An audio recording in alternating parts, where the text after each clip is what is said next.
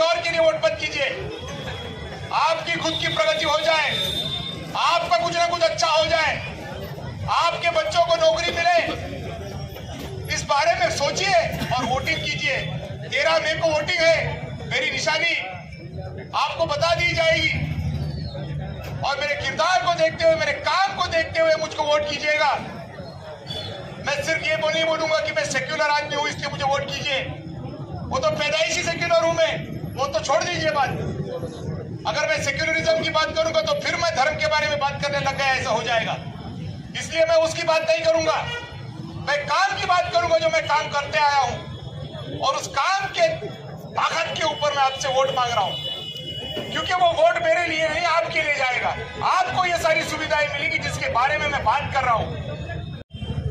शान और शौकत, बड़े बड़े लाइट खेल रहे इधर से उधर बच्चे, इससे क्या होने वाला है? ठीक है, एंटरटेनमेंट हो गया, बड़े बड़े फोटो खींच गए, फिर क्या हुआ बाद में? वही जहाँ पे थे वहीं आकर के बैठ गए, कहाँ गए तो कहा नहीं, क्या लाए तो कुछ नहीं। ये सारी बातें लोगों को चूतिया बनाने वाली बातें बंद हो जानी चाहिए और लोगों की उन्नति के बारे में, लोगों के विकास के बारे में, लोगों के अच्छाई के नेकी के बारे में बात होनी चाहिए और उस हिसाब से काम होना चाहिए। इतना ही मैं यहाँ पे कहूंगा। बहुत बहुत शुक्रिया, आपने यहाँ पे बहुत टाइम दिया। 13 मई को मतदान है, अपने लिए मतदान कीजिए। हर्षवर्धन यादव की वजह से हमारा आदमी छूट के आ गया, अब हम उसको वोट करेंगे। अभी तो इम्तियाज आने वाले नहीं है। ये भी बात एक हिसाब से ठीक है अगर किसको लगता है तो, और अगर गए अभी तो इम्तियाज भाई आज 1.5 लाख के अंदर चल रहे हैं, 1.5 लाख, सिर्फ 1.5 लाख। उधर उनके ही भाई चंद्रकांत खैरे जी, मैं तो हमेशा से कहता हूं कि ये दोनों भी भाई है सच्चे, जो कुंभ के मेले में घूम गए थे। एक ने मुसलमानों को चूतिया बनाया, एक ने हिंदुओं को बनाया। काम दोनों भी नहीं करते। अगर एक बोलता नारे तकबीर अल्लाहू अकबर मतदान करो, दूसरा बोलता जय श्री राम, और दोनों मिलकर बना रहे। वो चंद्रकांत खैरे जी के भी क्या नहीं है तो फिर भाई छोड़ दो। हर पॉलिटिशियन को मैं ये बात बताता हूँ, छोटे छोटे लेवल पे कोई नगर सेवक बनना चाहता है, कोई बेचारा कुछ महापौर बनना चाहता है, कोई कुछ बनना चाहता है, कोई एमएलए बनना चाहता है, जरूर बनो, लेकिन इंसानियत के बलबूते के ऊपर बनो। इस बात के लिए मत बनो कि मैं एमपी एमएलए बन जाऊंगा, नगर सेवक बन जाऊंगा तो मेरे को पैसा आ जाएगा। अरे पैसा आएगा भी, पैसा जाएगा भी। पैसा किसके बाप को हुआ जो तेरे को होने वाला है? अच्छे अच्छे शेख रास्ते पे आ गए दुबई के, क्या बात कर रहे हैं? जिन्होंने भी ज्यादा पैसे कमाया, बीड़ी लग गई ना पीछे, क्या फायदा हुआ? कुछ मजा नहीं उसके अंदर। इंसानियत के बलबूते के ऊपर, काम के बलबूते के ऊपर आपको वोट मिलना चाहिए, ताकि कि आप और ज्यादा दिया। मैंने कहा सरकार को बताओ, हर्षवर्धन यादव बोल रहा है कि अगर इन माँ बहनों का तुम पगार नहीं चालू कर सकते तो मेरे को भी पगार नहीं चाहिए, मेरे को भी पेंशन नहीं चाहिए।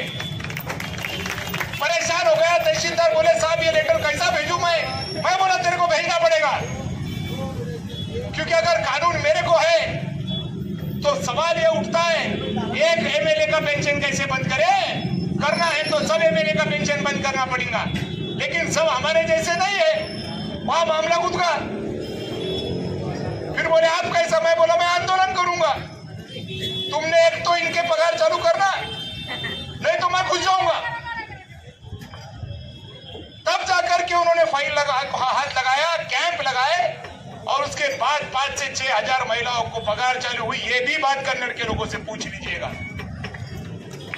जब हम इतनी मेहनत करते हैं, रात और दिन एक करते हैं, खून एक अस्पताल खुल चुका है, किसने खोला है पूछिए, तब आपको पता चलेगा कि इस आदमी को सांसद बनाएंगे तो हमारा ख्वाजा गरीब नवाज अस्पताल शुरू होगा या नहीं होगा।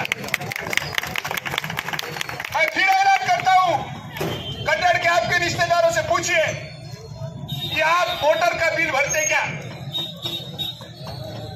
अगर उन्होंने बोल दिए कि हम वोटर का बिल नहीं भरते, तब आपने बोलना कि यहाँ पे कन्नड़ गेट के अंदर, इस इलाके के अंदर बिजली वाले अगर परेशान करेंगे और हर्षवर्धन यादव अगर सांसद रहेगा तो ये काम नहीं होने वाला। कोई बिजली वाला आकर के किसी को परेशान नहीं करेगा। रमजान के अंदर जब लाइट जाती है तो कितनी परेशानी होती है, शर्म नहीं आती इनको? जब रोजे चल रहे हैं तुम लाइट कट करते, जब इबादत हो रही है तुम लाइट कट करते। हमारे एमपी के केले खा रहे क्या? हमारे एमएलए क्या कर रहे हैं? मैं जबान देता हूं कि यह अस्पताल आपको मैं 2 से 3 महीने के अंदर शुरू करके दे दूंगा। और ये मेरी जबान नहीं है, ये मेरा किरदार है जो मैं 50 बार बयां कर चुका हूं। जो भी बातें हैं वो किरदार के हिसाब से की गई है। जब 13 में आएगा, यहाँ पे हलचल होगी, बूथ के ऊपर भागम दौड़ी चल रही होगी, नेता अपने कार्यकर्ता को बोल रहे होंगे भैया कितना वोटिंग हो गया, हमको देख लो, कहीं हमारा वोट फूट ना जाना चाहिए। अपना वोट अपनी जवाबदारी। अरे बाप रे, अपने को तो वोट मिलना ही चाहिए, कुछ भी करो, बिरयानी के डेगा लगाओ, नहीं तो कुछ भी लफड़े करो, लेकिन वोट तो अपने को मिलना चाहिए। वोट तो ऐसा हो गया कि जैसे जन्नत की हूर, वो तो मुझको मिलनी ही चाहिए चाहे जो हो जाए। ऐसा वोट के बारे में ये पॉलिटिशियन का हो गया है। और किस चीज के लिए चाहिए इनको वोट? काय के लिए चाहिए वोट? क्या करेंगे? अचार डालेंगे इस वोट का? अगर मेरे को इस शहर का पूरा कचरा निकालने को परमिशन मिल जाती, इस जिले के अंदर एक भी किसान नहीं छोड़ता जिसको मैं मुफ्त में खत नहीं मिलता था। लेकिन वहां पे भी सियासत, वहां पे भी राजकारण, कितना कचरा पड़ा हुआ है, कितनी गंदगी है। अरे साफ किया जा सकता है, इसका नजराना दे चुका हूं, दिखा चुका हूं कि ये होता है। किसान को मुफ्त खत मिल सकता है इस गंदगी से जो शहर के अंदर पड़ी हुई है।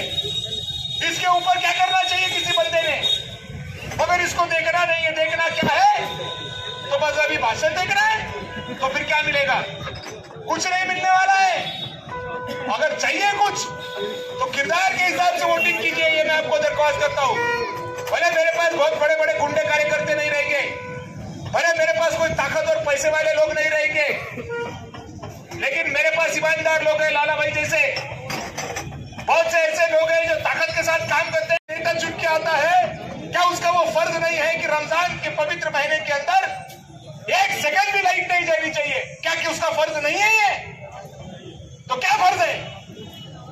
तुम भी दाढ़ियन, मैं भी दाढ़ियन, मेरे को मतदान करो, ये क्या बात हुई? और वापिस उसी को मतदान करना है? मैं ऐलान करता हूं, पूछिए कन्नड़ के लोगों से पानी का उनका क्या सिलसिला है।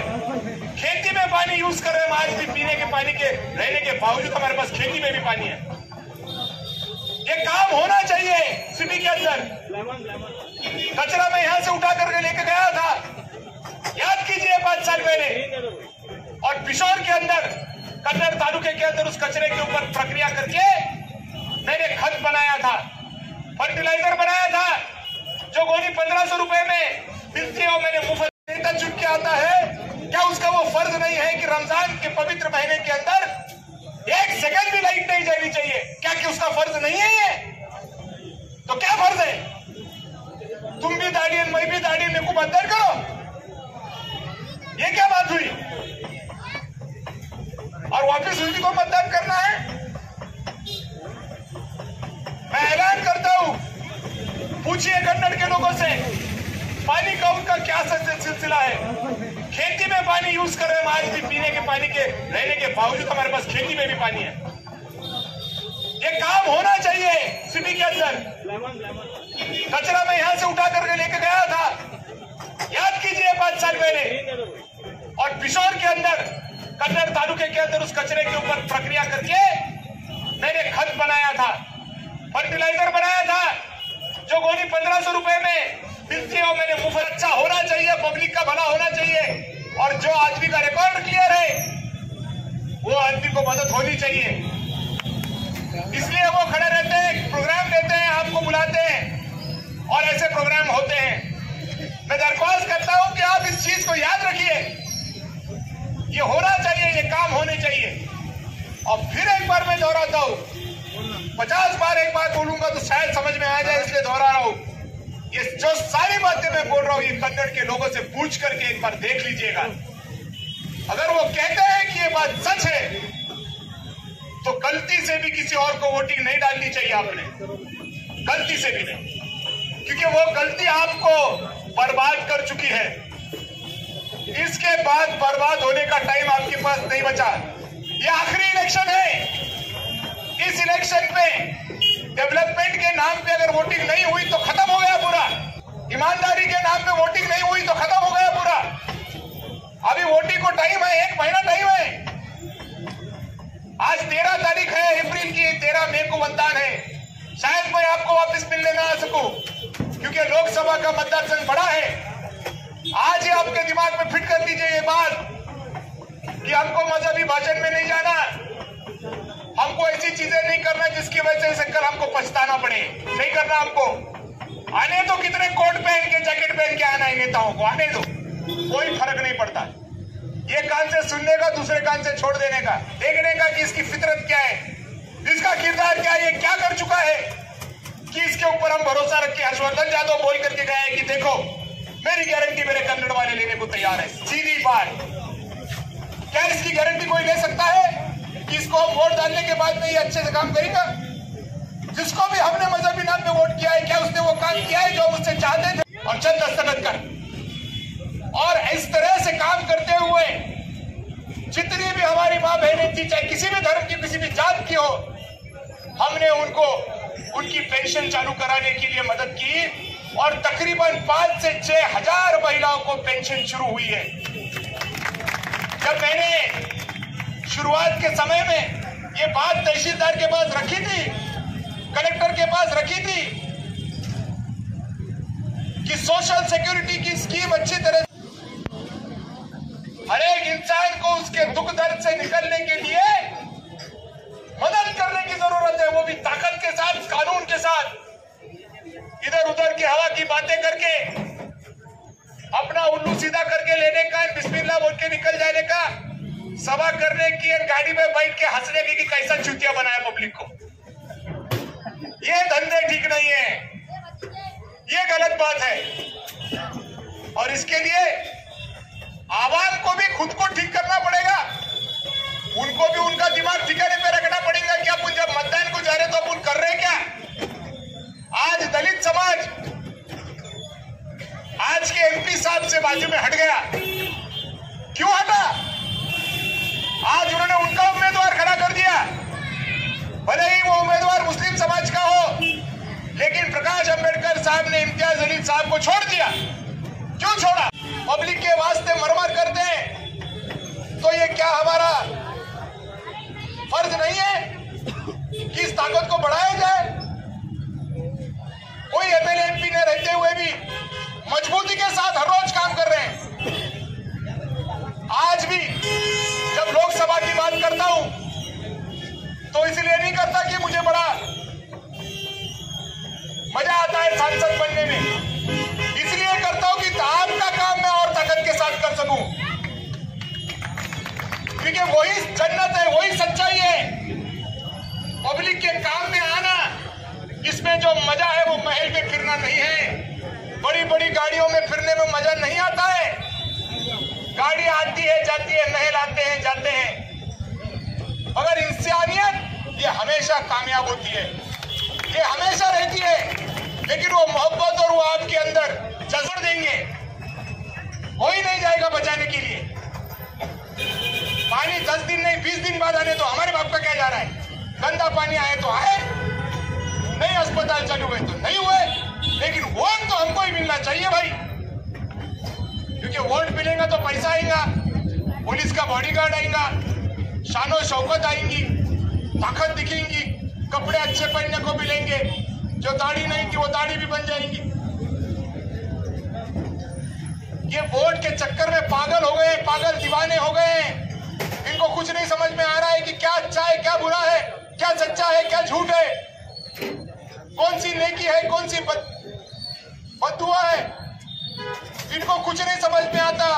पट्टी पड़ चुकी है आंखों के अंदर। बच्चों को बोला जाता है जाओ और गली में से वोट निकाल के लाओ और हमारे बटन को दबाओ, ता करके अल्लाह मियां तुम्हारे में खुश हो जाएंगे। अरे अल्लाह मियां तब खुश हो जाएंगे जब अस्पताल चालू होगा, अल्लाह मियां तब खुश हो जाएंगे जब मुफ्त में उपचार होगा, अल्लाह मियां तब खुश हो जाएंगे जब हर दिन पानी आएगा, केजरीवाल परेशान नहीं करेगा। अल्लाह मियां तब खुश हो जाएंगे जब कचरे का व्यवस्थापन होगा। अल्लाह मियां तब खुश हो जाएंगे जब आवाम खुश होगी। अगर आवाम ही नहीं खुश होगी तो वोटिंग करके थोड़ी अल्लाह मियां खुश होने वाले हैं।